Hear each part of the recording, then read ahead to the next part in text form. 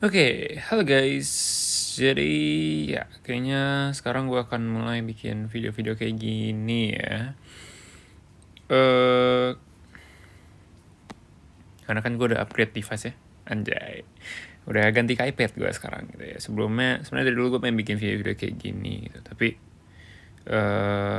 terkendala device gitu ya. Karena gue menggunakan laptop yang sangat amat teramat kentang gitu ya, sebuah laptop jadul yang bahkan pernah kebakar pas tutor. Jadi ya, karena sekarang gue udah upgrade device, sepertinya sudah tidak ada alasan lagi buat gue nggak bikin video-video kayak gini. Dan kayaknya kalau gue upload di Drive nanti bakal penuh gitu. Jadi kayak bakal gue upload di YouTube deh. Kalau di Drive ya. Ya nggak tahu. Kayaknya sih bakal di YouTube ya. Kalau Drive kayak bakal penuh. Ya kenapa jadi kayak YouTuber gini gue ya? Oh ya, ini bakal gue bagi videonya.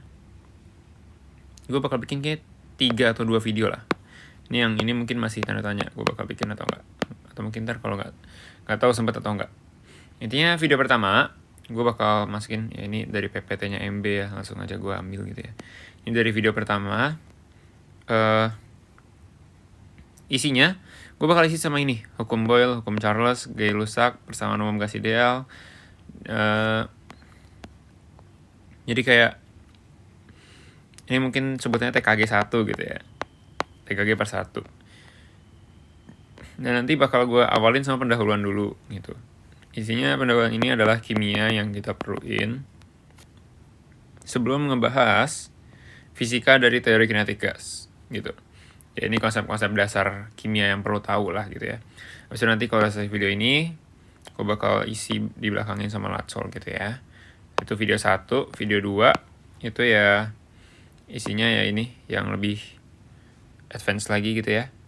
Terus nanti gue ini nama latsol lagi. Ini latsolnya masih latsol yang 2 halaman itu ya, yang soalnya dikit. Baru nanti mungkin kalau sempat, gue nggak tahu ini sempat atau enggak ya. Tapi kalau sempat gue bakal bikin video ketiga yang buat ngebahas yang soal 30 nomor itu. Ya itu nggak tahu sih sempat atau enggak. Kalau misalkan nggak sempat, paling gue bahas di tutordik aja gitu ya. Oke. Biar nggak terlalu lama, gue lanjut ke ini ya. Oke. Iya, jadi sebenarnya gue udah record gitu ya. Ini take ke berapa gue nggak tahu gitu ya. Soalnya gue udah record dan itu lumayan lama banget. Gue nggak tahu berapa jam itu gue ngebahas ya. Dan setelah gue pikir-pikir, kayaknya gue harus bikin yang baru deh, biar nggak terlalu lama gitu ya. Biar nontonnya enak juga gitu. Karena kan yang sebelumnya mungkin faktor karena gue sambil nulis juga jadi lama gitu.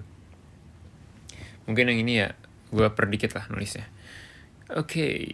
Jadi pertama-tama buat bagian pendahuluan kita akan ngomongin dari sisi jumlah dulu ya. Untuk jumlah kita punya 2 sistem. Ada jumlah partikel sama jumlah mol. Oke. Gue bahas dari sisi jumlah partikel dulu ya. Jumlah partikel ini simbolnya N besar. Oke. Dia partikel ini terdiri atas atom dan juga molekul. Oke. Jadi kita mesti spesifik ngomongnya. Ini tuh partikel apa? Misalkan kalau ngomongin partikel air atau partikel H2O gitu ya. Misalkan ada 10 partikel H2O gitu ya. Di dalam H2O ini kan sebenarnya ada H2 dan O gitu ya kan. Dan dalam H2 ini ada 2H ya kan. Jadi sebenarnya itu H2O ini adalah susunan dari hidrogen, hidrogen, dan oksigen. Oke. Jadi kalau kita ngomong punya 10 H2O, itu partikel H2O-nya 10. Kalau ditanya partikel O, ya beda lagi. Kalau ditanya partikel H, ya beda lagi gitu. Nah, berarti ini tuh kayak kalau kita punya 10 partikel H2O, karena O-nya ada 1, berarti partikel O-nya itu juga 10 gitu ya. Dan partikel H2O, partikel H2-nya itu berarti ada 20 gitu, karena hanya partikel H2. Partikel H-nya, partikel hidrogennya berarti ada 20 gitu. Jadi ini mungkin kita bisa bayangin kayak, oke, gue punya sebuah kardus A gitu, yang isinya ada 2 beng-beng dan 1 silver queen. Kalau gue punya 10 kardus A, berapa beng-beng yang gue punya, berapa silver queen yang gue punya, gitu maksudnya. Jadi ya kalau gue punya 10 kardus A, berarti ya gue punya 10 silver queen dan 20 beng-beng gitu ya. Dan ini namanya perbedaan antara atom dan juga molekul ya. Atom itu yang sendiri, yang jomblo, dia benar-benar bentuk paling dasar gitu ya. Sementara kalau molekul dia udah gabungan. Oke. Jadi kalau kita lihat dari H2O, H2O ini udah gabungan antara H, dan O. Jadi ini namanya tuh molekul. Nah, H2 itu juga gabungan antara H dan H, makanya namanya molekul juga. Kalau O itu dia udah bentuk paling dasarnya, makanya kita sebut A, atom. Gitu ya. Makanya disebut atomnya gitu. Jadi ini tuh atom. Nah, ini molekul gitu ya. Ini udah gue tandain juga nih kemarin. Yang warna biru itu partikel atom, yang warna hijau itu partikel molekul. Gue gak tahu itu bakal masuk soal atau enggak. Kayaknya kemungkinan kecil sih, cuma kayak teori doang palingan gitu ya. Tapi kemarin MB ada ngasih lacol yang sepertinya lacol GPT gitu ya. Lacol dari Pak MB itu yang kayak ditanyain tentang itu partikel atom atau partikel molekul. Makanya gue bahas sedikit aja gitu. Dan misalkan gue kasih contoh lain lagi. Misalkan NH3 sama H2SO4 gitu. NH3 ini terdiri atas 1N dan 3H gitu. Artinya kalau gue punya 5 NH3, berarti N-nya itu ada 5, H-nya itu ada 15. Kalau gue punya 2 H2SO4, H2SO4 itu kan berarti ada 2H, 1S, dan 4O gitu. Berarti untuk H-nya gue ada 4, S-nya ada 2, O-nya ada 8. Tinggal dikali-kali aja gitu ya. Gampang ya konsepnya ya. Oke. Lanjut lagi. Sekarang kita ke jumlah mol. Oke, sorry tadi gue ngecek dulu. Tadi gue pikir mic-nya ketutup, ternyata enggak. Oke. Jumlah mol. Intinya jumlah molnya adalah suatu sistem yang mempermudah kita dalam memperhitungkan gas gitu ya. Misalkan kita punya apa yang kecil ya. Misalkan tutup botol aqua gitu ya. Tutup botol aqua kan ukurannya main kecil. Tapi kalau kita mau menghitung ada berapakah partikel gas apa? Partikel gas oksigen atau karbon dioksida atau apapun itu. Pokoknya partikel gas yang ada di dalam tutup botol itu. Jelas banyak banget gitu kan. Itu bisa jutaan. Bukan jutaan, triliunan. Bukan triliunan juga, kuadriliunan. Bukan kuadriliunan juga bukan. Pokoknya sampai mungkin ordernya 10 pangkat 23. Berarti apa nih? 10 pangkat 23 itu apa? Ya yang jelas bukan triliun gitu ya. Di atas itu. Intinya banyak banget gitu. Maka kita buatlah sistem jumlah mol. Untuk menyederhanakan. Jadi ini tuh kayak sistem lusin gitu. Kalau kita mau ngomong kita punya berapa donat, ya kita bilang kita punya 2 lusin donat. Berarti kita punya 24 donat gitu kan. Kita nggak sebut directly kita punya 24 gitu. Ya ini juga konsepnya sama dengan jumlah mol gitu. Jadi sebenarnya jumlah mol ini cuma satuan untuk jumlah partikel. Sebenarnya bisa kita ngomong gitu ya. Dimana 1 mol ini bernilai 6,02 kali 10 pangkat 23 partikel. Gitu. Jadi kalau gua punya 2, jadi ini dalam 1 mol itu ada 6,02 kali 10 pangkat 23 partikel. Jadi kalau gua punya 2 mol, nih, berarti ada berapa partikelnya? Sederhana aja. Tadi kan 1 mol 6,02 kali 10 pangkat 23. Berarti untuk 2 molnya, tinggal kita kali 2 aja kan? 12,04 kali 10 pangkat 23 partikel. Ya, dapat lah ya logikanya gitu ya. Misalkan gue punya 3 mol, berarti ya gue punya 18,06 kali 10 pangkat 23 partikel. Sederhananya gitu aja. Dalam 1 mol ada 6,02 kali 10 pangkat 23 partikel. Oke? Apa tadi nggak usah gue hapus ya? Yaudah nggak usah gue hapus deh ya. Ini angka 6,02 kali 10 pangkat 23 ini disebut sebagai bilangan Avogadro. Atau orang biasanya kayak alpukat gitu ya. Avogadro.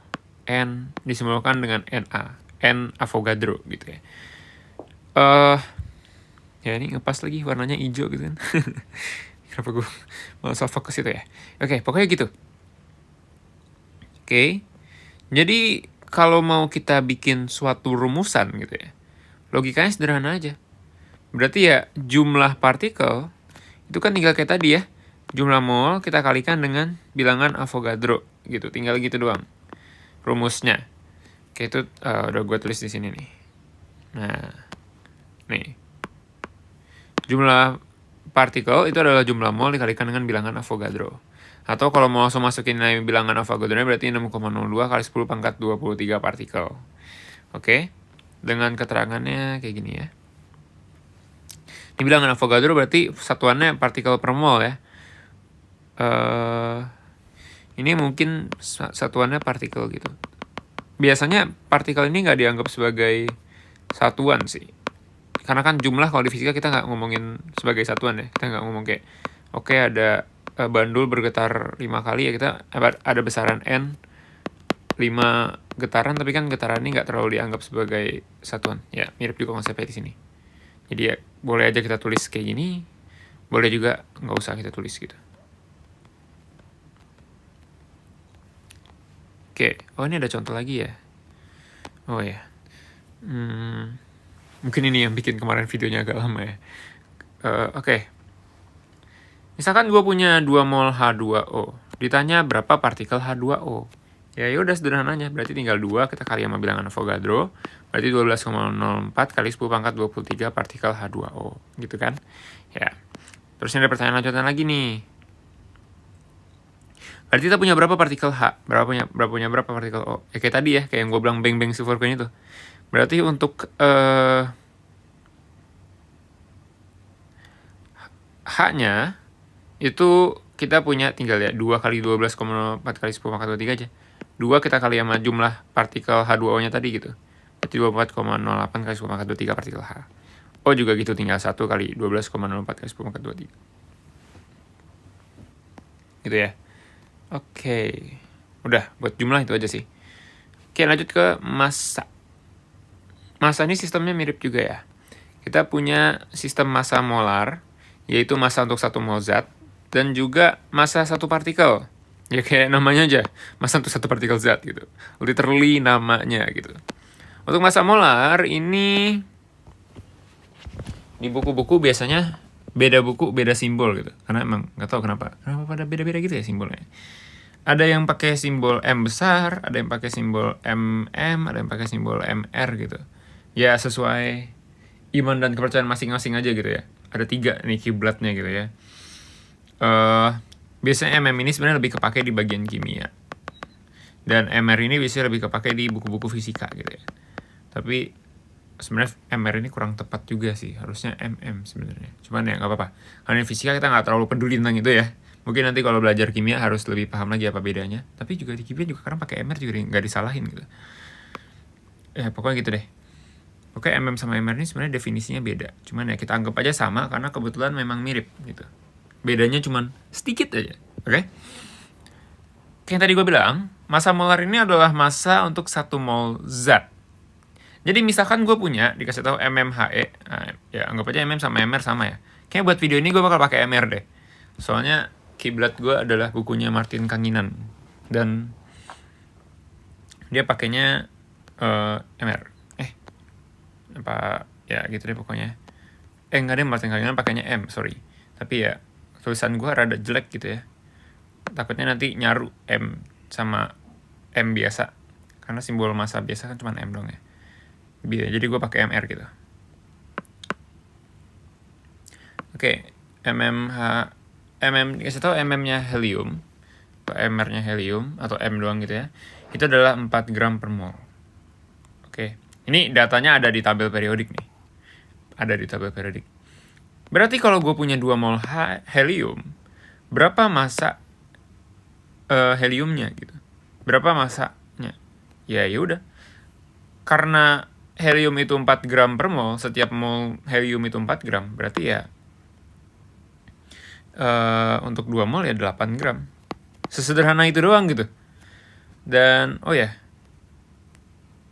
massa molar ini spesifik ya. Jadi untuk setiap zat itu dia punya nilainya masing-masing.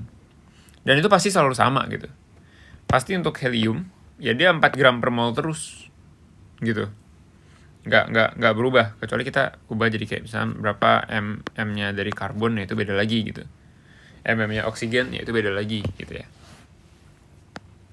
Jadi kalau kayak gini ini massanya 8 gram. Terus contoh lain lagi nih ada H2O, dia punya MM itu 18. Berarti massanya itu berapa tuh kok? Oh ini mintanya 4 mol ya. Kenapa gue pakai angka gede banget? 4 mol. Ya yaudah, nggak usah diganti ya, nggak apa-apa ya. Berarti ini untuk masanya, ini kan 18 gram per mol ya sebenarnya, 18 gram per mol gitu kan.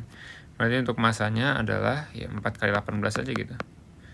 18 kali 4 berapa tuh? Berarti 32, 4, 72 ya. Berarti 72 gram gitu. Konsepnya sederhana itu aja ya. Gue punya H2O tuh 18 gram per mol, gue punya 4 mol, berarti ya udah 72 gram, tinggal dikaliin aja. Konsepnya sederhana itu. Oh, ini ada di bawah gue tulis. Lupa gue. Oke. Gitu ya. Jadi ini kalau mau gue rumusin, rumusnya adalah massa itu sama dengan jumlah mol kita kalikan dengan MR-nya. Gitu. Oke. Gampang ya. Perumusannya juga masih masuk akal gitu. Gampang dilogikakan. Kayak jumlah partikel tadi gitu. Oh ya, ini satuannya banyak lagi. Oke. Sebenarnya yang dikasih tahu tabel periodik 4 angka 4 ini yang dikasih tahu di tabel periodik 4 ini sebenarnya adalah kilogram per mol. Kilogram per kilomol. Gitu ya. Ini harus diinin lagi nih. Harus diperhatiin lagi. Yang dikasih tahu di soal tuh nanti apa? Kilogram per kilomol, tapi ini buat diubah ke gram per mol ya berarti nggak ada perubahan ya. Gram per mol itu ya berarti nggak ada perubahan. Karena kan nanti dari kilogram ini kita bakal kaliin 10 pangkat 3. Nah di kilomol kita bakal bagi sama 10 pangkat 3 kan. Hilang gitu, coret-coret gitu. Jadi ya sama aja gitu nilainya. Nah ini harus diperhatiin juga. Karena biasanya di soal itu, terutama fisika ya, di perhitungan, dikasih tahunya itu ya dalam ini, dalam gram per mol atau kilogram per mol, tapi sebenarnya yang kita butuhin di soal itu dalam satuan kilogram per mol. Gitu, dalam satuan SI gitu kan. Kilogram per mol. Nah, jadi ya ini buat ubah dari kilomol ke mol ya mesti dibagi 10 pangkat 3 kan, atau dari gram per mol ke kilogram per mol juga mesti dibagi 10 pangkat 3 gitu. Jadi ya, diperhatikan lagi nanti yang dikasih tahunya apa dan soalnya butuhnya apa. Biasanya untuk rumus-rumus fisika kita butuhnya dalam kilogram per mol. Maka ini juga, ini sistemnya gue tulis sudah banyak nih, atau bla bla bla gitu ya. Oh ya, lanjut lagi, AR. Nah, bisa jadi kita di soal itu nggak dikasih tahunya langsung MR-nya berapa, tapi AR-nya. AR ini kayak massa per atomnya gitu. Jadi kalau misalkan gue punya H2O gitu ya, ini kan terdiri dari H sama O gitu kan. Nah, AR ini adalah massa untuk si H-nya per mol. Dan O ini ya massa untuk si O-nya per mol gitu. Yang ARO16 ini. Nah, ini kasih tahu ARH-nya itu 1, ARO-nya itu 16. Artinya untuk hidrogen itu 1 gram per mol. Untuk oksigen itu 16 gram per mol. Nah, MMH2O itu berarti tinggal gabungan dari AR ini aja gitu.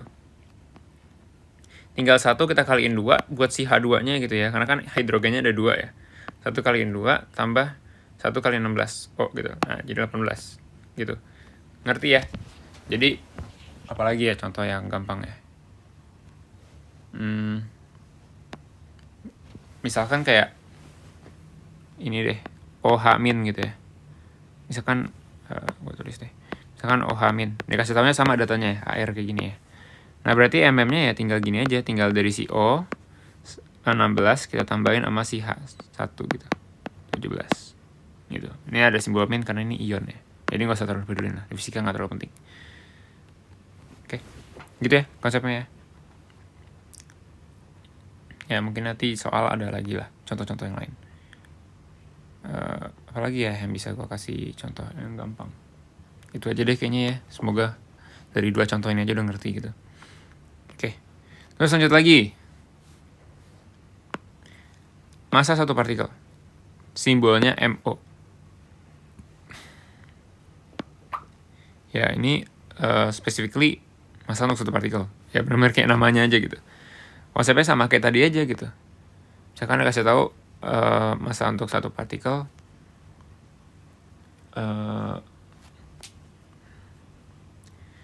ini gue misalkan aja ya, ini pasti nggak bener gitu, udah pasti nih. Misalkan untuk partikel apa ya? Misalkan untuk partikel karbon gitu ya, dia massanya itu 1 gram per mol. Kayaknya nggak mungkin nih, cuman ya udah gitu. Misalkan untuk karbon, dia MO-nya sama dengan 1 gram per partikel. Sorry kok per mol tadi ngomongnya. 1 gram per partikel. Berarti ya kalau misalkan gue punya 3 partikel, ya masanya tinggal 1 gram kita kaliin sama 3 aja gitu kan. Berarti 3 gram. Sesederhana itu konsepnya, mirip-mirip sama yang tadi ya. Dan ini harusnya dikasih tahu di soal. Karena tabel periodik pun nggak ada data yang kayak gini.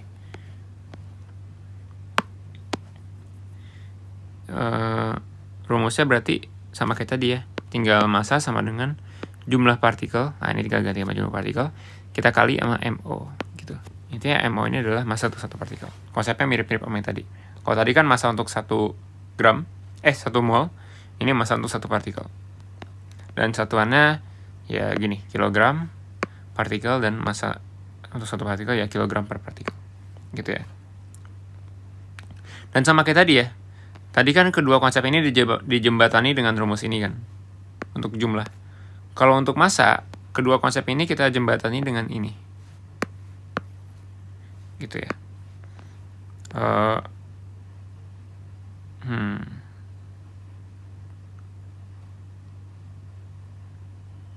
Ini sebenarnya tinggal logik aja sih. Tapi ini kemarin gue pakai penurunan gitu ya. Sebenarnya logikanya tinggal gini doang. Kayak MO ini kan massa satu partikel. Kalau MR ini kan massa 1 mol, ya kan? Dimana 1 mol ini berisi 6,02 kali 10 pangkat 23 partikel. Ya enggak? Berarti sebenarnya MR ini adalah MO, massa untuk satu partikel. Kita kaliin nama bilangan Avogadro aja gitu. Tinggal 6,02 kali 10 pangkat 23 partikel. Dikaliin sama MO aja gitu kan. Misalkan dikasih tahu massa untuk satu partikel itu adalah 1 miligram gitu. Berarti massa untuk 6,02 kali 10 pangkat 23 partikel atau massa untuk 1 molnya berapa? Ya tinggal 6,02 kali 10 pangkat 23 gitu. Ya. Jadi gitu. Ya ini rumusnya gitu. Kayaknya gak usah gue bahas penurunan yang dari M sama dengan M deh. Itu terlalu complicated. Intinya pembayangannya gitu aja ya. MR sama dengan, oh ya ini rumusnya gue pakai MR bagi ya. MR sama dengan MO kali NA. Gitu ya. Oke, lanjut. Partikel itu ada yang monoatomik, ada yang diatomik. Kayak namanya, mono berarti 1, diatomik berarti 2 gitu ya. Diatomik itu terbatas. Intinya gini, monoatomik adalah gas-gas yang normal aja gitu. Yang dia solo pun bisa gitu. Dia jomblo pun bisa gitu. Tapi diatomik ini dia partikel yang gak stabil kalau sendiri. Dia harus selalu berdua. Dia udah punya pasangan gitu. Dia harus berpasangan. Kalau enggak, dia gak stabil. Dia mental issue nanti gitu ya. Partikel-partikel diatomik ini itu jumlahnya terbatas. Cuman ada H2, O2, Cl2, Br2, I2, F2, N2 gitu ya. Di luar itu berarti dia monoatomik. Atau sebenarnya ada satu lagi sih. Sebenarnya ada satu lagi, polyatomik. Ini yang jumlahnya banyak. Jadi dia benar-benar main circle gitu. Dia nggak cuma harus berdua. Harus banyak jumlahnya. Tapi itu kebetulan nggak kita pelajarin. Jadi gue nggak akan bahas sampai sana ya. Pokoknya yang kalian tahu aja. Kalau nanti di soal dikasih selain daripada ini, berarti dia monoatomik gitu ya. Tapi kalau dikasih ini berarti dia diatomik. Oke. Nah, ini pengaruhnya apa? pengaruhnya itu ada ke, nanti ada yang pengaruh ke rumus, tapi gue bahasnya nanti ya. Ada juga yang pengaruh ke ini mm-nya gitu ya. Misalkan dikasih tahu gas oksigen gitu ya, dengan AR, gas oksigen dengan ARO itu 16. Nah, kita nggak boleh langsung taruh MR-nya itu 16 gitu. Nggak boleh, salah ini. Kenapa? Karena gas oksigen itu sebenarnya dia mengatakan bukan cuma O doang, tapi O2, karena dia diatomik. Pasti dia itu berdua. Jadi, MR-nya itu harus kita kaliin 2. Jadinya MR itu adalah 32 gitu. Jadi ini sebenarnya yang tanya tuh MR-nya dari si O2. Berarti ini harus 16, kita tambahin 16 gitu. Jadinya 32. Ngerti ya? Oke, kalau diatomik itu harus digituin. Karena dia tidak solo. Oke? Lanjut ke teori kinetik gas. Udah selesai ya pendahuluannya. Berapa menit tuh gue tadi ngebahas ini. Ya, semoga singkat lah ya. Teori kinetik gas. Oke, mungkin start dari sini dulu ya. Yang harus kalian tahu adalah partikel-partikel itu gak ada yang diem, kecuali dia 0 derajat Kelvin ya. Dia pasti bergerak dikit-dikit gitu. Bergerak dikit-dikit gitu. Jadi dia bergetar di tempat, maupun kayak kita ngeliat, oke, bendanya kayaknya diem gitu. Tapi sebenarnya kalau kita zoom in, partikel itu getar dikit-dikit. Yang gak terlalu kelihatan gitu ya. Dan ini tuh hubungannya ke energi kinetiknya gitu. Karena dia bergerak pasti dia punya energi kinetik dong. Dan gimana supaya dia geraknya makin kencang? Kita naikin suhunya gitu. Kita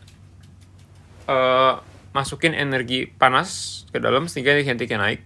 Jadi dia getarnya makin kencang. Gitu. Makin kencang gitu. Oke. Jadi sebenarnya suhu itu adalah, sebenarnya energi panas itu adalah energi kinetik. Gitu. Fun fact, energi panas itu sebenarnya adalah energi kinetik.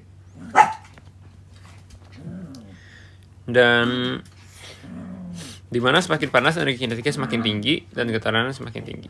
Oke. Dan inilah juga yang berhubungan nanti ke wujud zat. Oke. Jadi sebenarnya kan ada ikatan antar partikel gitu ya.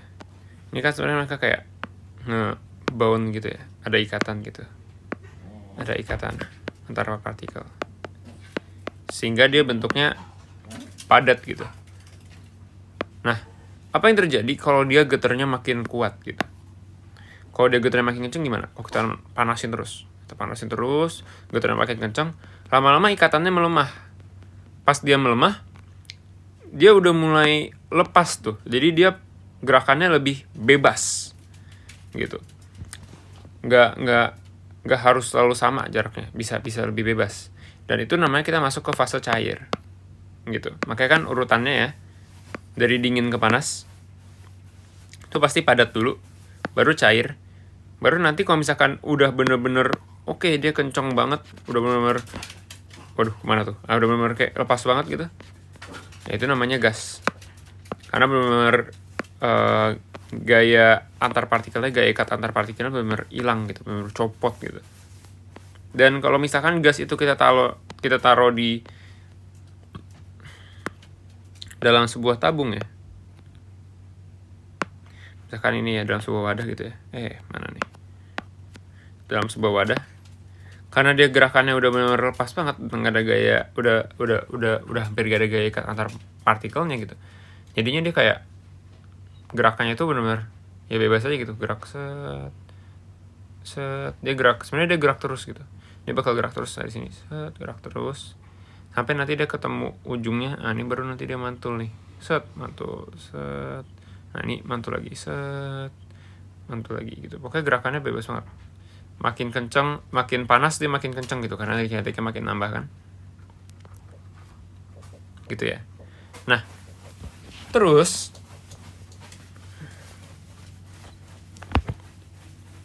tabrakan dengan dinding ini pasti kan menghasilkan gaya ya. Dia menghasilkan gaya, sehingga gaya itu kan pasti menghasilkan tekanan juga kan. Sehingga nanti ada tekanannya gitu.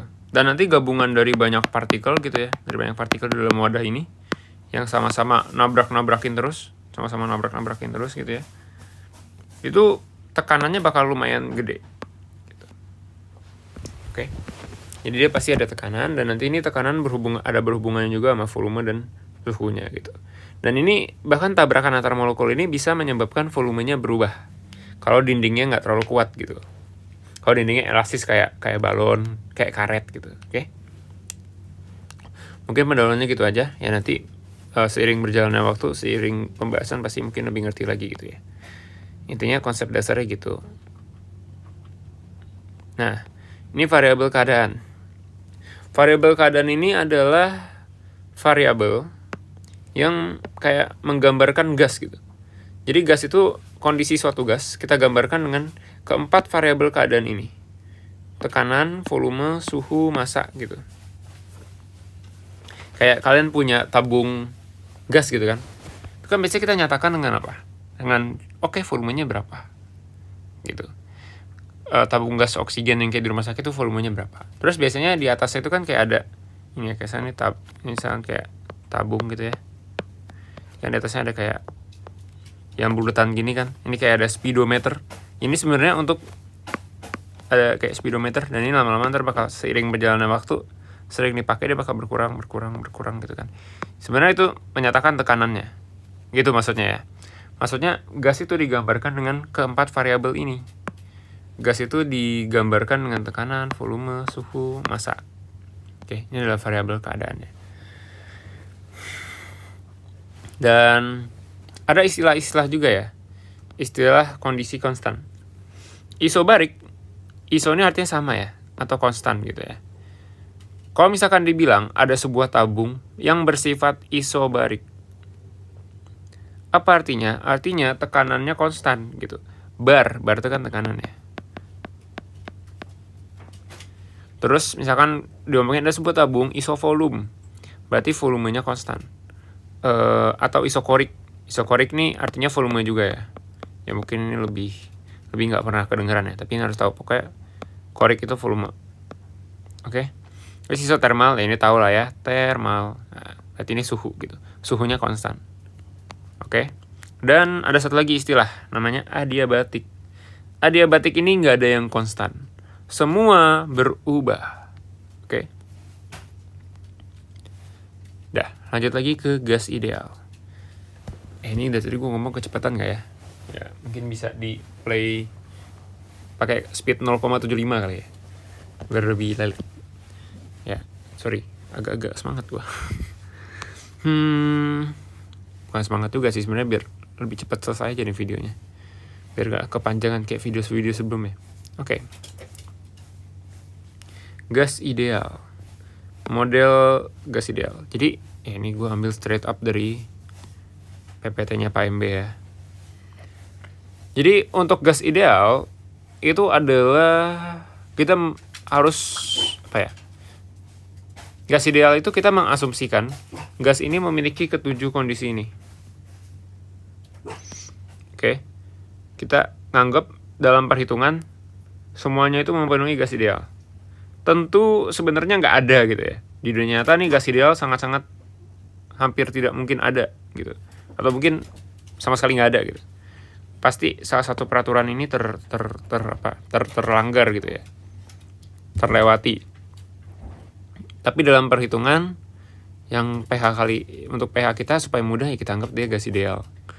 Dan sebenarnya juga di beberapa kondisi biasanya perhitungan gas ideal pun kita pakein ke gas di dunia nyata pun masih bisa gitu.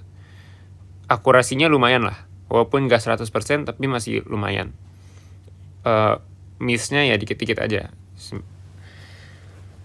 Dan apa aja syarat untuk gas ideal ini? Pertama, dia terdiri atas partikel yang jumlahnya besar. Jadi partikelnya itu harus banyak banget gitu ya. Kalau partikelnya dalam satu tabung itu cuma 1, 2, 3 doang ya kurang gitu, nggak bisa. Terus partikel tersebut harus tersebar merata dalam seluruh ruang. Jadi nggak ada yang kayak dia ngumpul di bagian sini gitu, nggak. Tapi dia benar-benar tersebar merata gitu ya. Terus partikel tersebut juga bergerak acak ke segala arah. Jadi partikel itu dia punya kebebasan untuk bergerak. Dia bisa gerak kemana aja gitu. Nggak cuma gerak ke satu arah. Terus jarak antar partikel jauh lebih besar dari ukuran partikel. Jadi jarak antar partikelnya ini itu lebih besar dari satu partikelnya ini, dari ukuran partikelnya. Partikelnya ini kayak dianggap sebagai titik doang gitu. Titik doang dan jaraknya jauh lebih besar. Oke. Tidak ada gaya interaksi antar partikel kecuali bila bertumbukan. Jadi gaya-gayanya tuh nggak ada ya. Kita kayak mengabaikan gaya gravitasi. Misalnya kayak ya kita tahu kan kalau misalkan partikel itu pasti dia punya massa kan. Ya ini kan massanya kecil banget gitu. Tapi kan tetap aja berdasarkan hukum Newton, semua benda yang bermassa pasti tarik menarik. Kayak hukum Newton gravitasi gitu kan. Pasti dia tarik menarik. Tapi ya kita abaikan gitu. Anggap nggak ada. Oke. Terus juga misalkan ini adalah partikel yang bermuatan, ini ada positif sama negatif, pasti kan dia tarik menarik gitu kan.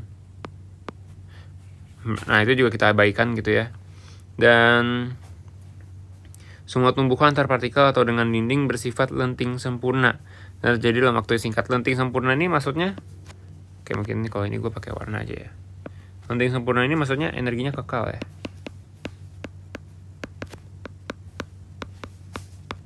Jadi ya intinya kalau misalkan dia ada partikel yang lagi bergerak dengan 5 Joule, dia nabrak ke sini, terus dia mantul ke sini, balik lagi ya ini masih punya energi kinetik 5 Joule juga gitu. Jadi nggak berkurang, karena kan tabrakan itu kan sebenarnya dia pasti ada berkurang sedikit kan. Entah itu berubah ke energi bunyi, entah itu berubah ke energi yang sifatnya merubah wujud, bikin penyok gitu kan, atau ya energi-energi lainnya gitu, kita anggap sebagai nggak ada, energinya kekal. Murni cuman energi kinetik, nggak ada yang berubah ke bentuk-bentuk energi lain gitu ya. Kemudian hukum Newton tentang gerak masih berlaku gitu ya. Kayak yang mungkin ini tuh indikasinya, maksudnya kayak sebenarnya kan hukum Newton itu kan ternyata terbukti kurang akurat ya, masih rada-rada salah gitu ya. Yang lebih tepat itu sebenarnya yang dari Einstein gitu kan, hukum relativitas. Ternyata untuk benda-benda yang sangat kecil atau sangat besar, hukum Newton itu salah. Hukum Newton tidak berlaku. Nah, ini dianggap masih berlaku hukum Newton. Gitu. Oke? Kurang lebih gitu. Terus sekarang kita masuk ke hukum-hukumnya ya. Pertama, hukum yang pertama kali ketemu itu adalah hukum Boyle. Boyle ini menyatakan bahwasannya tekanan dikalikan dengan volume itu konstan. Kita bisa bikin dia P1 kali V1 sama dengan P2 kali V2 sama dengan P3 kali V3 gitu. Atau ini juga kadang disebut bentuknya juga jadi ini ya. P sebanding dengan 1 per V atau berbanding terbalik dengan V gitu ya. Ini kan berarti kan sebenarnya jadinya ini ya. Kalau kita pindah ruas, P sama dengan konstan per V. Berbanding terbalik ya. Jadi kalau misalkan volumenya naik, ya tekanannya akan turun gitu. Kalau volumenya turun, ya tekanannya akan naik. Berbanding terbalik mereka. Intinya gitu ya. Itu dari hukum Boyle. Dan untuk keterangannya, ini ada satuannya juga ya. Ini satuannya Pascal, meter pangkat 3. Syaratnya ya. Gue belum sebut tadi nih. Syaratnya adalah tekanannya konstan.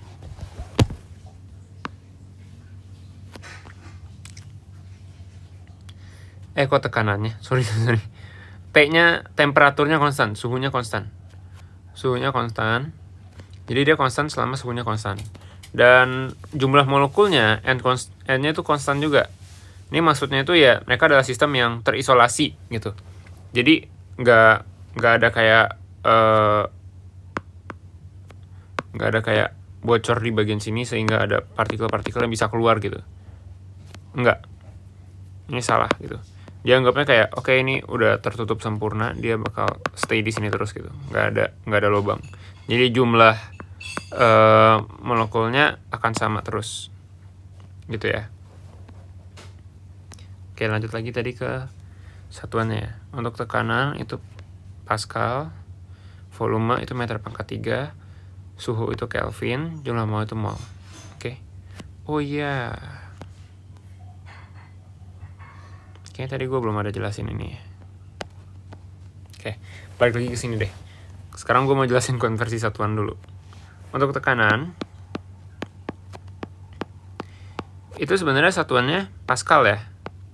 Yang SI itu Pascal. Tapi sometimes kita dikasihnya itu ATM. Tekanan atmosfer gitu ya. Dan ini konversinya ya. 1 ATM itu sama dengan 10⁵ Pascal. Oke. Jadi kalau ada 2 ATM berarti ya itu tekanannya 2 kali 10⁵ Pascal gitu ya. Kemudian volume juga, volume juga ini satuan yang dikasihkan biasanya liter ya. Liter ini adalah 10⁻³ meter pangkat 3. Sorry.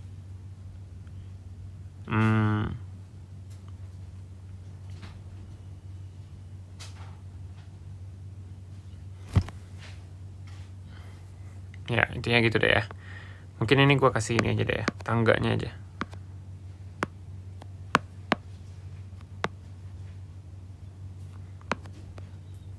Ini tangga ini ya, tangga ukurannya.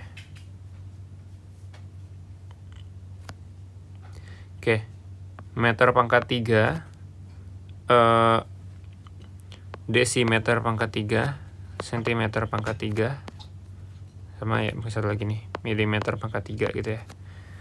Ini naik berarti dibagi sama 10⁻³ ya. Turun berarti dikali sama 10⁻³ ya. Nah, biasanya itu dikasihnya tuh liter ya. Liter itu sebenarnya di sini nih. Nah, ini tuh kiloliter. Ini tuh mililiter atau cc gitu ya. Ini untuk satuan-satuan volume ya, tangganya ya. Jadi naik ke atas dibagi 10⁻³, naik turun ke bawah dikali 10⁻³. Biasanya kita dikasih dalam liter, dan dalam perhitungan untuk SI kita butuhnya sebenarnya kiloliter. Jadi dibagi 10⁻³ gitu ya. Terus suhu juga. Suhu kayaknya harusnya udah lumayan terkenal ya, udah berapa kali diingetin biasanya kan. Suhu itu satuannya sebenarnya harusnya Kelvin. Tapi biasanya kita kasih tahunya dalam derajat Celcius. Cara ngubahnya gini ya. Temperatur dalam Kelvin itu adalah temperatur dalam Celcius ditambah sama 273 gitu. Jadi kalau misalkan kayak gue punya 27 derajat Celcius gitu, berarti kayak suhu ruangan gitu ya. 27 derajat Celcius berarti kalau mau diubah ke Kelvin tinggal tambah sama 273 aja. Berarti 300 Kelvin. Oke. Ini dia ditambah ya, bukan dikali ya. Terus masa kayaknya nggak perlu gue perkenalin lagi satuannya ya. Masa udah tahu lah ya, gram sama kilogram gitu. Oke, lanjut lagi ke bagian sini. Ini kemarin gue jelasin apa di sini ya? Nah ini kan sebenarnya kan gue nulis di sini ya peraturannya, satuan-satuannya PA, M⁻³ K mol gitu kan.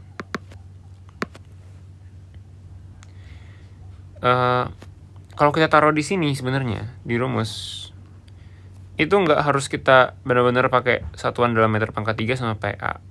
Oke. Kenapa? Karena ini rumusnya jatuhnya kayak perbandingan kan.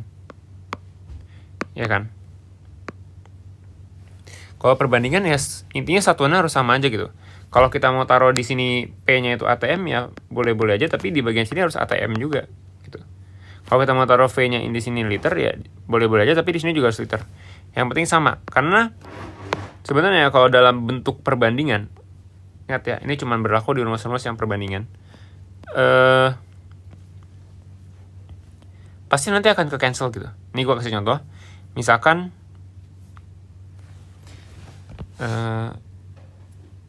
nih hilangin dulu ya. Misalkan dari 3 ATM dibilang tekanannya awalnya 3 ATM. Diubah ke 5 ATM. Terus ditanya, L awalnya berapa liter, L akhirnya berapa liter. Volume akhirnya berapa liter, volume awalnya berapa liter, volume akhirnya berapa liter gitu. Awalnya dari 3 ATM, 5 ATM. Kita coba masukin ke rumus aja gitu ya. P1, V1 sampai 2, V2. Kita masukin, oke. Sekarang gue mau dalam satuan Pascal. Nah, yang terjadi apa? Yang terjadi buat di bagian sisi sebelah kiri ya, dari 3 buat ke Pascal kan kita kali 10 pangkat 5 ya. Di kanan juga sama kan, 5 kita kali sama 10 pangkat 5 kan. Ya udah, ini bakal kecoret 10 pangkat 5-nya. Jadi sebenarnya dari awal kita masukin 3 sama 5 aja ya sama aja gitu, nggak berubah. Oke, nggak berubah gitu. Tetap angkanya ujung-ujungnya bakal ya 3 sama 5 doang. Dan ini misalkan lagi, oh ini volume awalnya harusnya tadi nggak salah ya. Volume awalnya 5. Nah, volume akhirnya berapa? Ya udah. Lanjutannya gitu ya. Berarti masukin 3 kali 5 liter sama dengan 5 V2. Berarti 3 liter sama dengan V2. Ini coret-coret aja gitu. Satuannya dalam apa? Ya, satuannya harus samain sama yang sebelumnya. Liter juga berarti ya. Bukan meter pangkat 3 gitu. Oke? Ngerti ya? Kurang lebih begitu ya. Ya mungkin gue banyak caping buat di bagian pertama aja, karena yang lain sebenarnya mirip-mirip aja gitu. Oke, selanjutnya hukum Charles Gay-Lussac. Kalau tadi untuk hukum Boyle ini adalah hubungan antara tekanan dan juga volume, hukum Charles Gay-Lussac ini adalah hubungan antara volume dengan temperatur gitu ya. Dimana volume dibagi temperatur itu sama dengan konstan. Oke. Jadi kita bisa bikin kayak tadi juga, V1, T1, V2, V2, T3, T3 gitu. Oke, V1 per T1 sama dengan V2 per T2 sama dengan V3 per T3. Dan ini hubungannya berarti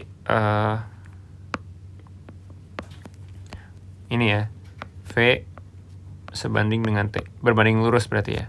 Karena kan ini jadinya nanti V sama dengan T konstan. Artinya kalau temperaturnya naik, volumenya juga naik. Kalau T-nya turun, volumenya juga turun. Oke? Gitu ya. Syaratnya, kalau yang tadi, itu kan T konstan, N konstan ya. Suhu konstan, N konstan. Kalau yang ini syaratnya sekarang harus tekanannya yang konstan dan N-nya yang konstan. Keterangannya masih sama kayak sebelumnya ya. Pakai yang atas ini. Dan ini walaupun bentuknya perbandingan, kalian nggak bisa ya masukin di sini dalam satuan derajat Celcius, ini derajat Celcius. Karena dia nggak akan saling nge-cancel. Karena kan tadi Celcius itu ke Kelvin itu ditambah kan. Kan nanti jadinya gini ya. V1 per, misalkan suhunya awalnya 27 gitu, tambah 273. Sama dengan V2 per suhunya misalkan berapa? 50 deh. Tambah 273 gitu. Ya ini nggak bisa kita langsung coret ininya kan. Nggak usah kita coret 273-nya kan. Karena kan dia plus ya. Jadi buat yang khusus ini temperaturnya harus benar-benar dalam Kelvin. Untuk volumenya bebas. Mau pakai liter kah, mau pakai meter pangkat 3 kah, bebas. Karena nanti bakal saling nge-cancel. Ngerti ya? Kalau nggak ngerti mungkin ya coba tetap pakai konversi satuan deh. Tetap aja coba. Tapi nanti juga kalian bakal, kalau sering ngerjain soal pasti bakal kayak nyadar, sebenarnya ini bagian ini nggak perlu gitu. Oke, terus lanjut lagi ke bagian sini. Hukum Boyle Gay-Lussac gitu ya. Ini tadi gue ngomong kecepatan nggak ya? Ya semoga ngerti lah ya. Hukum Boyle Gay-Lussac, PV per T itu konstan. Jadi ini sekarang adalah gabungan dari kedua hukum tadi gitu. Ini sekarang kita mau gabungin si Boyle sama Charles Gay-Lussac. Nah, Charlesnya kemana? Itu tanda tanya juga tuh, kasihan si Charles hilang ya. Where is Charles? Gitu ya. Menghilang dia, nggak tahu kemana. Ya pokoknya gitu. Jadinya P1 V1 per T1 sama dengan P2 V2 per T2 sama P3 V3 per T3. Dengan syaratnya, nah sekarang berarti syaratnya udah nggak ada lagi temperatur harus konstan, tekanan harus konstan. Ya ini tinggal N konstan aja gitu. Tinggal sisa N konstan doang. Dan konsepnya ya sama-sama kayak tadi aja. Ini untuk di sini sebenarnya satuannya bebas, ini beda, sini bebas juga. Selama harus sama gitu ya, kanan kirinya. Tapi temperaturnya ya harus dalam Kelvin tetap. Dan oh ya, ini berarti sebenarnya hukum Boyle ini kan dia temperatur konstan ya. Berarti sebenarnya ini dia untuk soal-soal yang tipe ini ya, isotermal.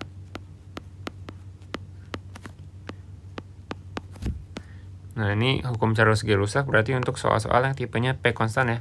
Berarti isobarik. Terus yang ini berarti yang adiabatik ya.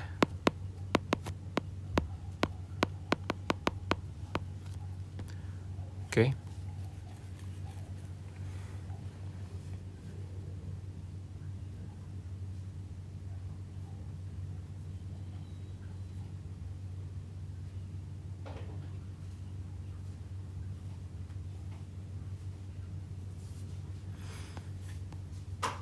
Nah, sekarang lanjut ke persamaan umum gas ideal. Tadi kan masih ada syarat N konstan. Nah, persamaan umum gas ideal ini mau mengeliminasi syarat N konstan ini. Mau dihilangin nih.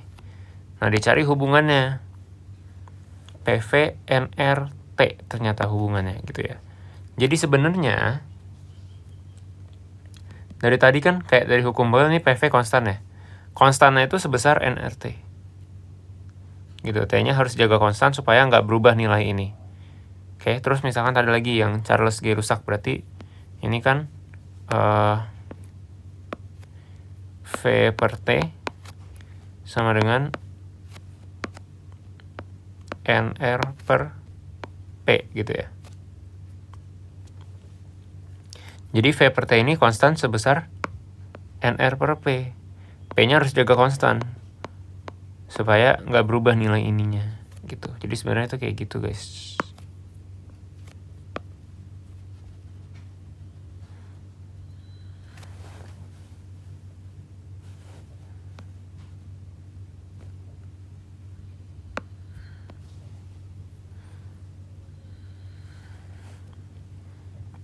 Dan oh ya, ini juga dia ada dua bentuk rumus ya. Bisa pakai PV-NRT atau PV-NKT ya. NRT ini untuk yang kalau kita pakai jumlah mol, berarti konstantanya kita pakai konstanta R atau konstanta gas ideal. Terus yang ini itu kalau kita pakai jumlah partikel, PV-NKT gitu ya. Jumlah partikel kita pakainya K gitu, atau konstanta Boltzmann. Oke.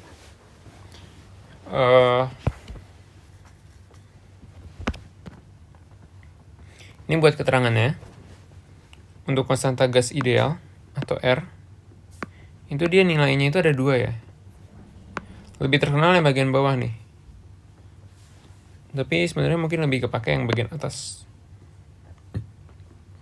Gue gak tahu kenapa yang lebih terkenal bagian bawah ya. Kalau kimia biasa pakainya yang bawah nih. Tapi sebenarnya lebih kepake yang bagian atas. Kenapa? Karena ini satuannya udah dalam SI. Joule, mol, K. Kalau bawah 0,082 ini masih dalam satuan liter, ATM, sama mol K gitu. Jadi kurang kepake sebenarnya, kurang ini. Kurang bagus lah. Cuman apa ya? Ya intinya nanti kalau kalian ngerjain jangan asal masukin angka, tapi kalian lihat dulu satuannya apa gitu. Kalau misalkan kalian mau pakai angka yang atas, berarti ini satuannya harus dalam satuan SI. Berarti untuk volumenya kita bakal pakai volume meter pangkat 3 gitu. Untuk tekanannya kita bakal pakai Pascal gitu. Tapi kalau misalkan yang bawah, ini volumenya berarti harus ngikutin yang ini yang tertera ya. Berarti volumenya harus L dalam liter pakai yang ini, dan tekanannya itu harus ATM gitu ya. Kalau gue saranin pakai yang atas ini karena udah dalam SI. Ya sebenarnya tergantung juga soalnya dikasih nanti apa. Kalau dalam volume dan ATM ya boleh-boleh aja kan pakai yang bawah.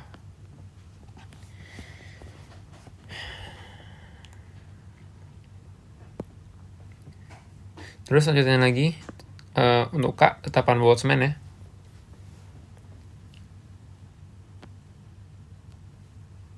itu 1,38 kali 10 pangkat min 23 Joule per K.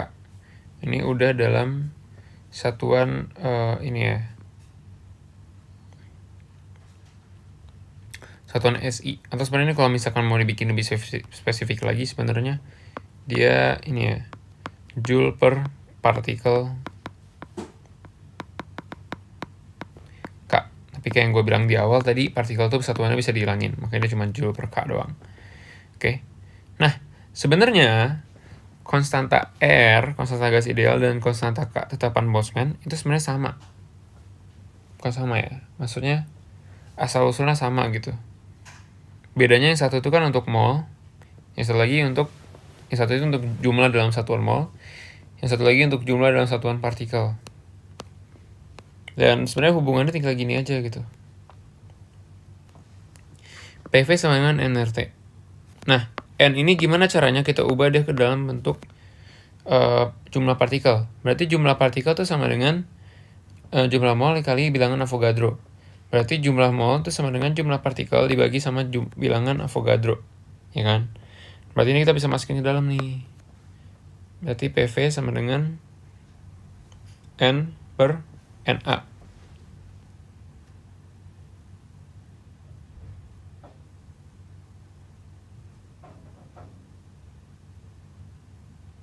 Gitu kan. Nah, terus ini tinggal kita iniin aja. Kita bikin jadi N sama dengan PV sama dengan N R per NA kali T gitu ya. Terus R per NA ini tinggal kita gabungin, ternyata ini jadi K gitu. Jadi sebenarnya K ini sama dengan R per NA. Oke. Dan ini ada pembuktiannya gitu ya. Sebenarnya K ini cuman R, konstanta gas ideal, yang kita bagi sama ini doang, sama bilangan Avogadro doang. Ini kalau kita masukin nilai dari K, terus kita masukin nilai dari R sama NA, itu ujung-ujungnya pasti sama nih. Oke. Ini yang dimasukin R-nya dalam satuan SI ya. Karena kan ini ntar hubungannya SI semua. Oke. Kira-kira gitu. Nah, oke, kita lanjut aja ke bagian yang sepertinya sebenarnya paling berguna dari bagian dari video gue ini, yaitu membahas soal. Oke, ini sebenarnya udah gue kerjain, cuman ya kayaknya kalau misalnya ngerjain, gue nggak bisa cuman kayak baca doang gitu deh. Ya sorry ya kalau gue bahasnya tadi terlalu cepat. Soalnya kan ya biar ini ya, kalau kayak speednya terlalu kencang, karena kan biar hemat waktu ya. Oke, ini kita hapus semua dulu.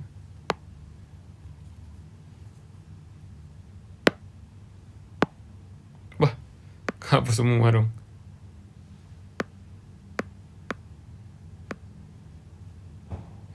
Gimana cara ngapusnya ya?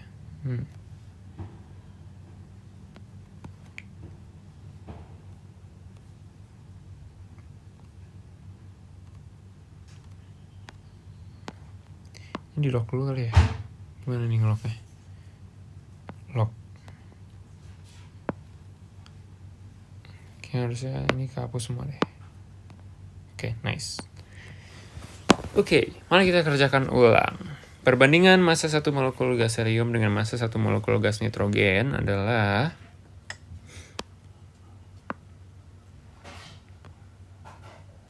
massa 1 molekul gas helium ini kan sebenarnya ini ya, definisinya MO ya, massa 1 molekul ya, massa 1 partikel, bukan massa mol ya, bukan massa untuk 1 mol ya. Dengan massa 1 molekul gas nitrogen. Oke. Berarti ditanya MO dari helium banding dengan MO dari nitrogen. Nah, ini hati-hati ya. Nitrogen ini apa? Nitrogen ini diatomik. Sehingga rumusnya bukan cuma N doang, tapi N2. Oke? Nah, ini dikasih taunya AR. AR ini hubungannya bukan ke MO ya, tapi hubungannya ke MR. Jadi ini kita mesti bikin dulu MO ini ke dalam bentuk MR. Nah, MO ini kan, oke ini gue tulis dulu rumusnya. Hubungan antara MO dan MR kan tadi yang pakai NA itu ya. MR sama dengan MO dikali NA gitu ya. Nih yang di bagian mana tadi nih? Bukan. Nah, di bagian sini. MR sama dengan MO kali NA ya. Gitu ya. Jadi ini kita bisa masukin langsung ke sini. MO sama dengan MR per NA gitu ya. Nah udah masukin deh, berarti MR HE per NA banding MR H2 N2 per NA gitu. Nah ini tinggal NA sama NA coret, berarti sama dengan MR HE banding MR N2. Nah ini sebenarnya salah satu sifat juga ya. Ternyata perbandingan antara massa satu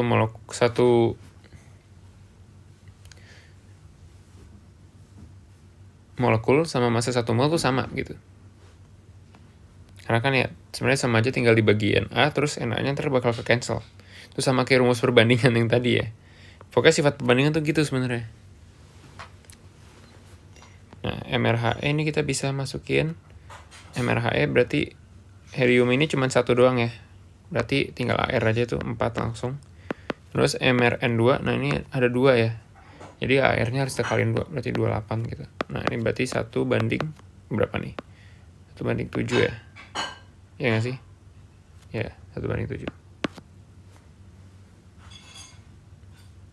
28 bagi 4 berapa sih? Ya 7 kan? Kenapa gue jadi bingung ya? Oke, pokoknya gitu ya. Bener gak sih jawabannya? Ya bener kok. Oke, sebuah gelembung berasal dari kedalaman 50 meter naik ke permukaan danau. Jika suhu di dasar danau sama dengan suhu di permukaan danau, maka perbandingan volume gelembung awal dan akhir sampai ke permukaan air sebesar, oke. Jadi ini dikasih taunya ada kedalaman 50 meter, diketahuinya, terus habis itu suhu sama. Suhu permukaan sama dengan suhu dasar gitu ya.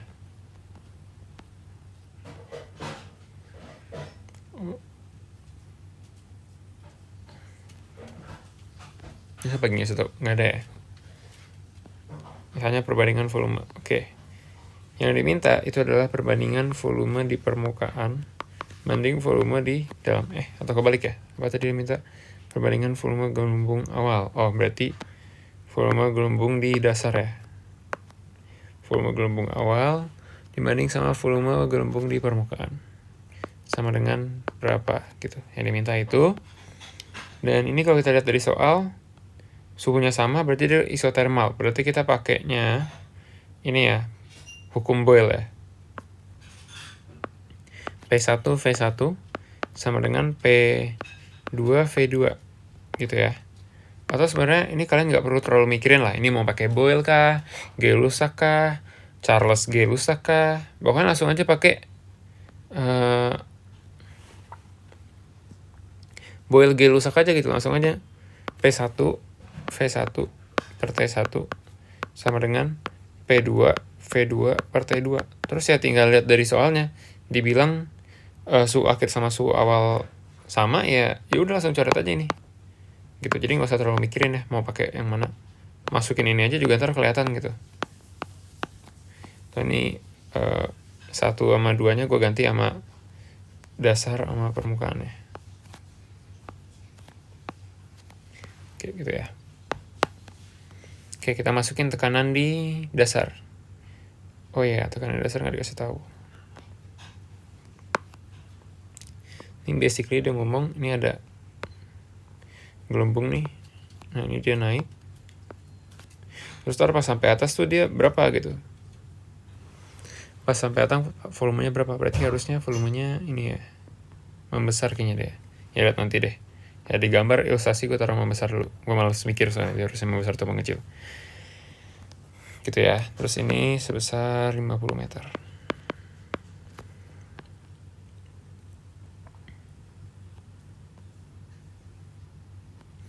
Oke, kita hitung dulu tekanan di bawah sama tekanan di atas ya.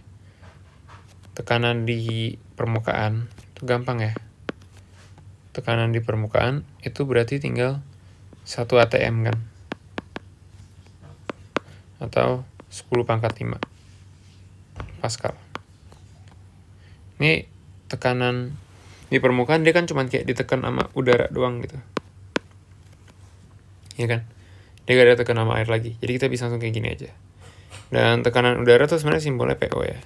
Makanya ini tulis nih, PO sama dengan 10⁵ PA. Ini PO sama dengan 10⁵ PA gitu. Tekanan udaranya 10⁵ PA. Nah, beda halnya dengan tekanan di dasar. Tekanan di dasar itu sama dengan tekanan dari udara, dari bagian atas ini, kita jumlahin sama tekanan dari airnya gitu. Tekanan dari airnya, atau dari fluidanya gitu ya. Berarti PO-nya 10⁵, terus tambah sama PA. Nah, rumus tekanan itu ini ya, harus dihafal lagi ya. Tekanan rumus air itu, rumus tekanan air itu Rho GH ya. Jadi 10⁵ tambah Rho air itu 1000, tambah gravitasi itu 10, tambah H-nya 50. Berarti berapa tuh? 10⁵ tambah 5 kali 10⁵. Berarti 6 kali 10⁵ Pascal ya. Oke, nah masukin ke sini. Tekanan di dasar 6 kali 10⁵ Pascal. Volume di dasar berapa tuh? Oh, langsung perbandingan ya, biar kita tahu. Volume dasar. Terus tekanan di permukaan itu 10⁵ tadi ya. Sama aja sama tekanan 0, tekanan udara gitu. Ini tuh. Nah, ini bisa kita coret ya. Satuan gak usah gue tulis lah. Nah, gitu ya. Berarti kita dapat 6 VD itu sama dengan VP. Oke, masukin deh ke sini. Berarti VD banding VP sama dengan 6 VD sama dengan VP ya. Berarti kita masukin VP-nya. VD banding 6 VD. Nah, kita coret VD-nya. Berarti 1/6.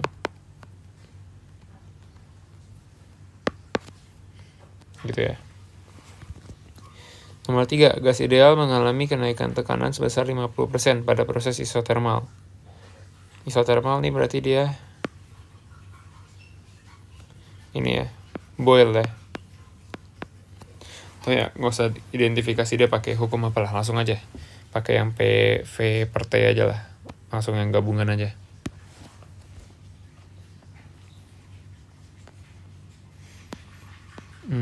Gas ideal mengalami kenaikan tekanan sebesar 50%. Berarti gini ya, tekanan 2 itu sama dengan, ini kan naik 50%, berarti 1 ditambah 0,5 ya enggak? Jadinya 1,5 tekanan 1 gitu. Dia naik 50% soalnya. Atau ini 3/2 tekanan 1. Oke.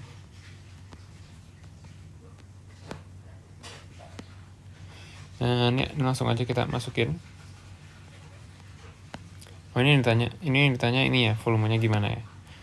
Maksudnya kita masukin rumusnya. Berarti P1V1 per T1 sama dengan P2V2 per T2 gitu ya. Terus kita lihat ternyata suhunya sama, ya kita coret aja langsung gitu. Berarti P1V1 P2V2. Nah, kita masukin P2 sama dengan 1,5 P1.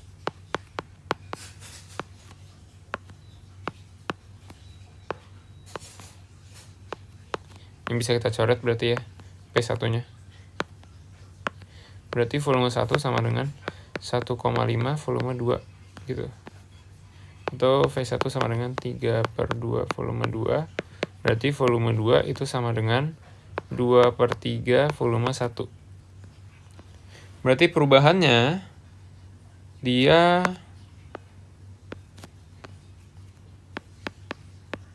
turun 1/3 gitu ya. 1/3 ini berarti berapa persen? Ya tinggal 1/3, berarti persentasenya tinggal 1/3 kita kali 100% aja ya.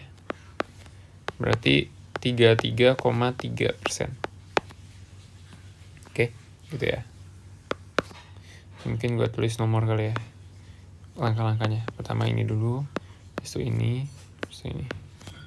Ini juga lah. Biar enak lihat. Ini dulu. Ini dulu.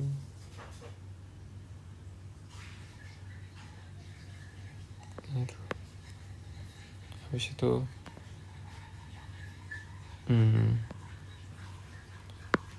ini biar enak dilihat.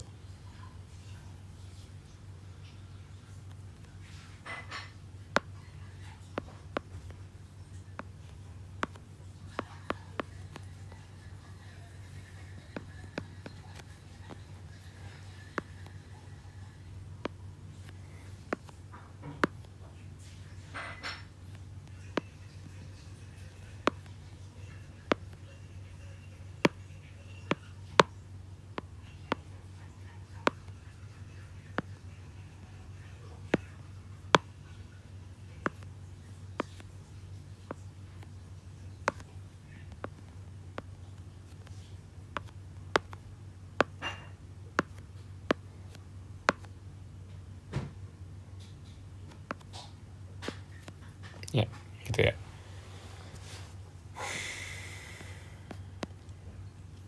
Oke, nomor 4. Gas dalam ruang tertutup bersuhu 47 derajat Celcius dan tekanan 2 atm, serta volume 4 liter. Apabila gas dipanasi sampai suhu X derajat Celcius, tekanan dan volume naik sebesar 50% dari semula, maka nilai X adalah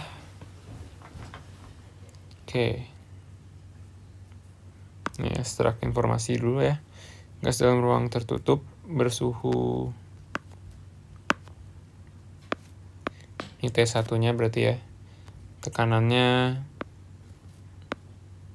satunya, kita volume 1-nya. Apabila gas dipanasi sampai suhu, tekanan dan volume naik sebesar 50%. Nah, ini berarti tekanan 2 sama dengan kayak tadi ya, 1,5 tekanan 1 gitu ya. Terus volume 2 1,5 volume 1 gitu ya. Ini berarti adiabatik ya, berubah semua nih. Maka nilai X adalah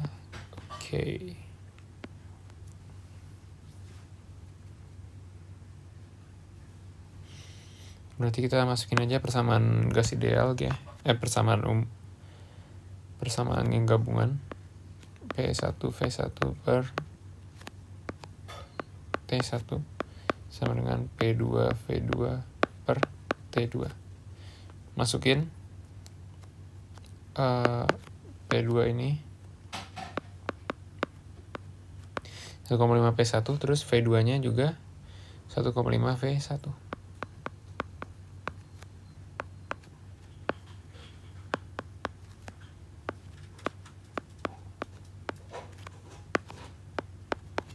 Nah, ini coret aja langsung nih.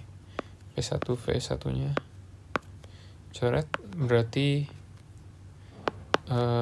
T2 itu sama dengan 1,5 kali 1,5 T1. Nah, kita masukin T1 nya berapa tadi? 47 derajat Celcius. Ini harus dalam Kelvin ya. Berarti 47 tambah 273. Wait, ini kayak gue pakai kalkulator aja deh ya.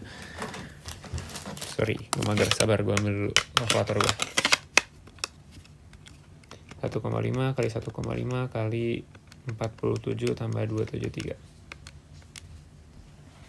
720. Kelvin. Nah, gitu ya. Oh, jawabannya minta dalam Celsius ya.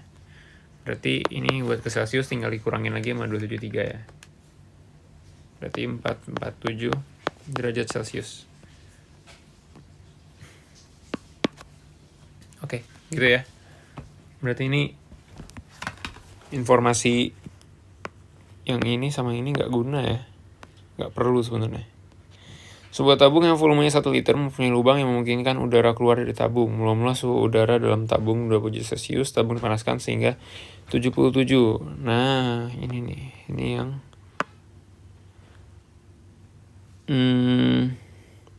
kayak ekstrak informasi dulu deh ya.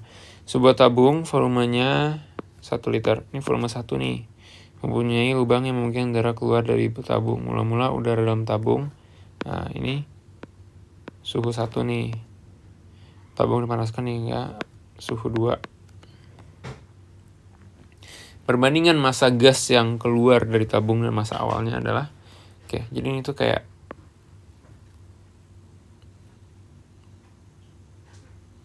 punya tabung tapi dia bocor ya.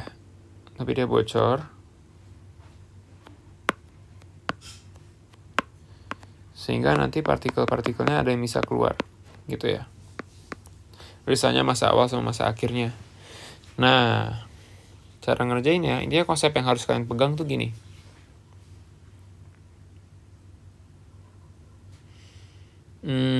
Alam itu akan berusaha supaya gimana caranya dia seimbang.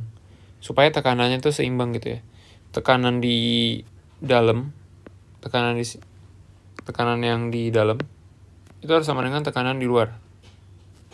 Kalau misalkan beda, gimana? Ya dia akan menyeimbangkan dengan cara ada beberapa yang dikeluarin partikel-partikelnya sehingga tekanannya berkurang gitu ya. Jadi intinya konsep dari soal ini adalah tekanan di gimana ya? Intinya konsepnya tekanan awal itu sama dengan tekanan akhir gitu. Dia usahain supaya tekanannya tuh nggak berubah. Karena kan kalau misalkan dibuang keluar kan ya juga tekanannya nggak akan gimana ya. Misalkan tekanan di luar 10 pangkat 5 gitu ya. Dia akan usahain supaya ini dalam ini juga 10 pangkat 5 gitu. Kalau misalkan nanti dipanasin, dikasih pemanas gitu ya. Berarti kan ini tekanannya bakal meningkat kan. Nah, partikel-partikelnya dibuang keluar nih. Sehingga nggak terjadi perubahan. Jadi tetap di 10 pangkat 5. Ya, ngerti lah ya. Pokoknya konsepnya tekanan awal sama tekanan akhir deh. Gitu konsepnya ya. Dan, rumus tekanan nih.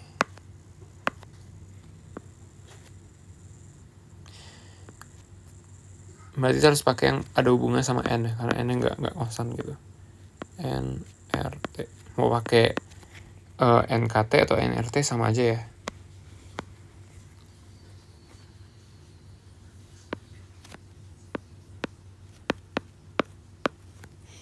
P sama dengan NRT per V. Nah, ini berarti kita masukin ke sini. N1 RT1 per V. N2 RT2 per V. Langsung aja ini kita V-nya kita coret ya, karena kan sama ya. Gak berubah kan volumenya. R-nya juga sama, jadi kita coret. Sehingga N1T1 sama dengan N2T2. Ini sebenarnya yang diminta tuh perbandingan apa sih? Perbandingan yang keluar. Oke. Lanjut dulu deh di bagian sini ya. Masukin T1-nya, 27 tambah 273. Sama N2-nya itu berapa? 77.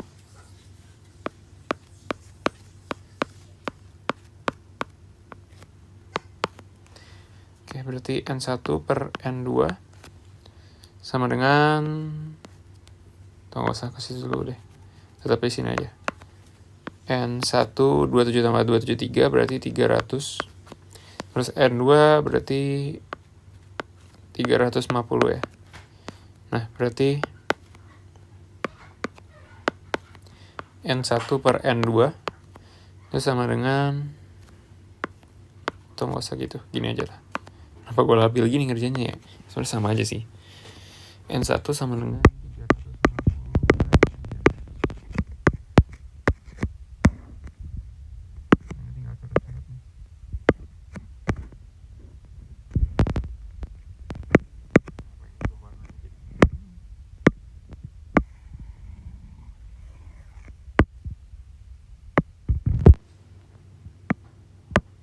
gini aja lah ya.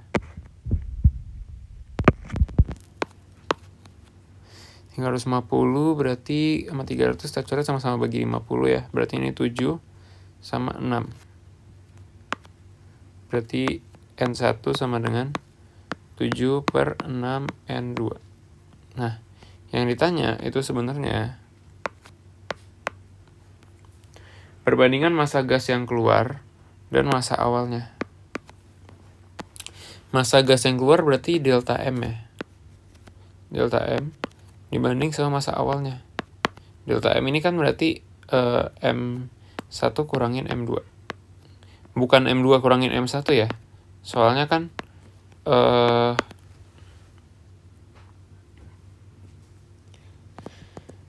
M1 yang lebih besar ya. Karena nanti dia bakal berkurang gitu kan.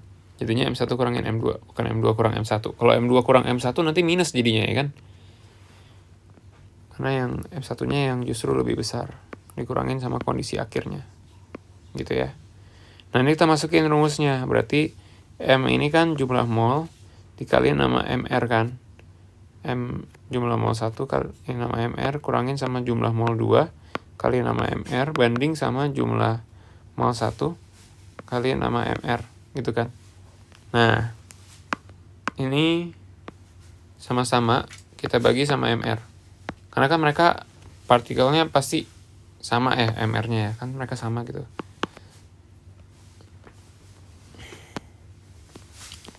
Jadinya ini MR-nya pasti nilai sama, kita bagi sama MR, berarti tinggal N1 min N2 banding N1. Nah, terus kita masukin N1 ini adalah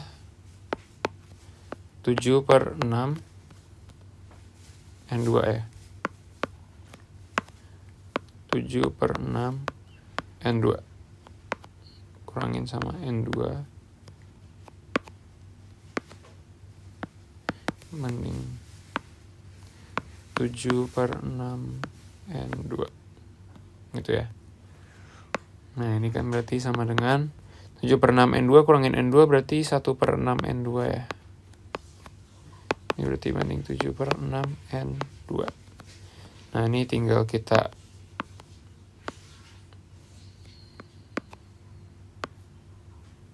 sama-sama kali sama 6 per N2. Nah, ini jadinya 1 banding 7. Nah, gitu ya. Berarti, benar nggak? Kalau sampai salah mager juga gue ngulangnya nih. Oh enggak, aman, bener. Oke, nomor 6, bejana A seperti tunjuk berikut ini berukuran 2 kali bejana B. Wait, kayak ini gue kasih nomor-nomor lah.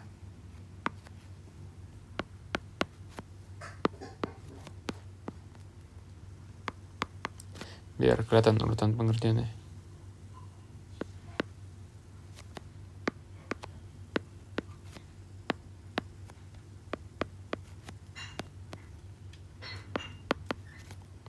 Gitu ya. Bejana A seperti tunjukkan berikut ini berukuran 2 kali bejana B. Keduanya terhubung oleh selang kecil, sistem berisi gas ideal dengan suhu gas di bejana A sebesar 5T.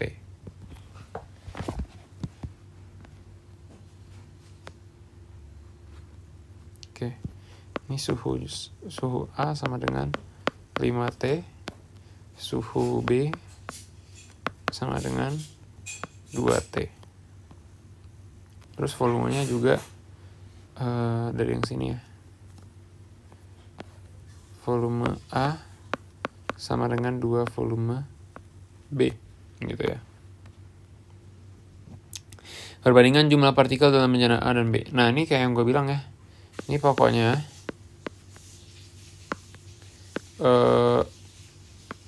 alam itu akan berusaha supaya gimana caranya dia seimbang. Jadi tekanan di bagian sini sama tekanan di bagian sini pasti sama gitu. Dia akan gimana cara supaya seimbang. Seandainya ada perubahan, pasti dia akan mengkondisikan. Dia akan pindahin dulu partikelnya nih ke sini.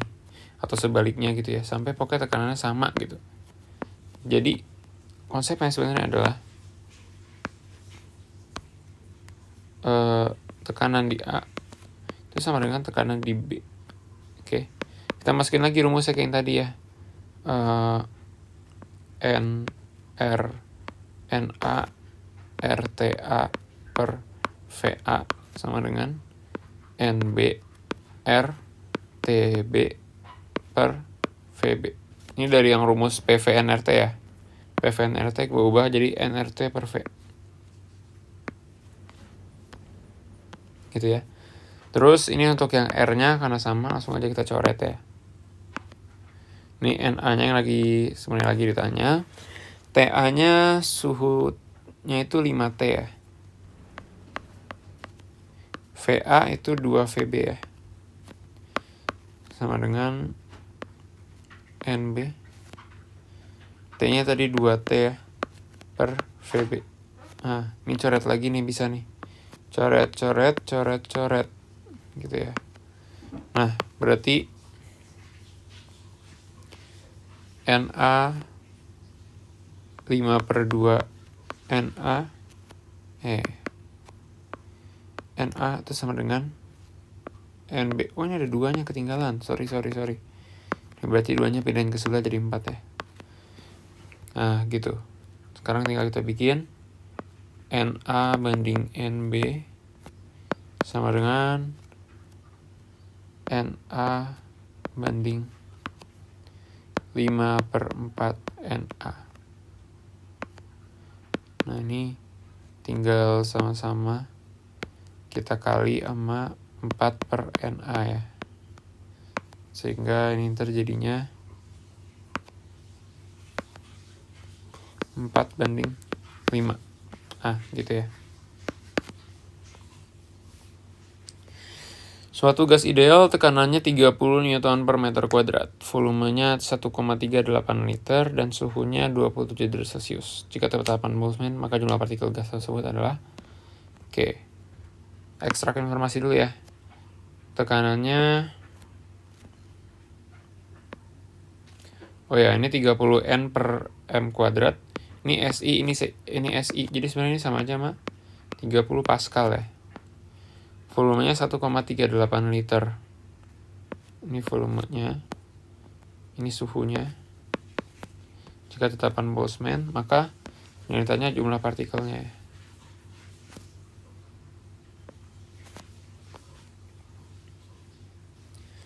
Ini tetapan Boltzmann ini berarti K-nya ya. Oke. Berarti langsung masuk ke rumus saja. PV sama dengan NKT. Nah, masukin angkanya. Untuk P berarti 30. Volume. Nah, volumenya nih 1,38. Tapi masih liter. Harusnya dalam SI ya. Sehingga ini harus kita ubah dengan cara kita kali 10-3. Pakai tangga yang tadi gue bilang itu ya. Mana nih? Harusnya kan kita pakai meter pangkat 3. Mana tadi tangga yang gue kasih? Nih. Dari sini naik ke atas ke meter pangkat 3, yaitu berarti dikali 10-3 ya.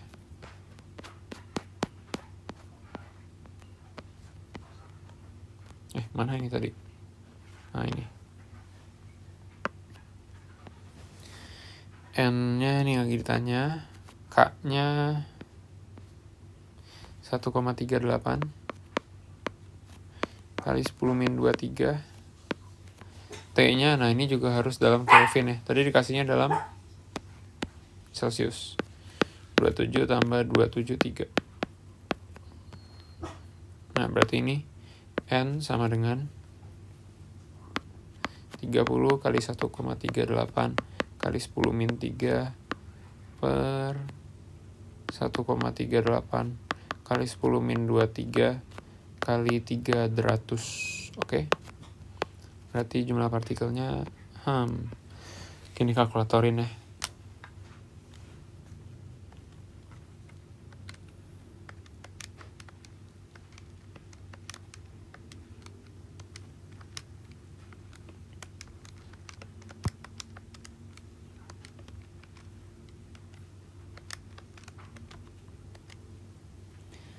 Sepuluh pangkat 19.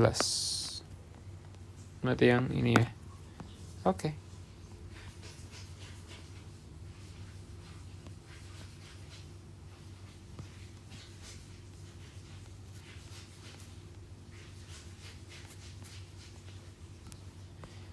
Oke, udah lah ya.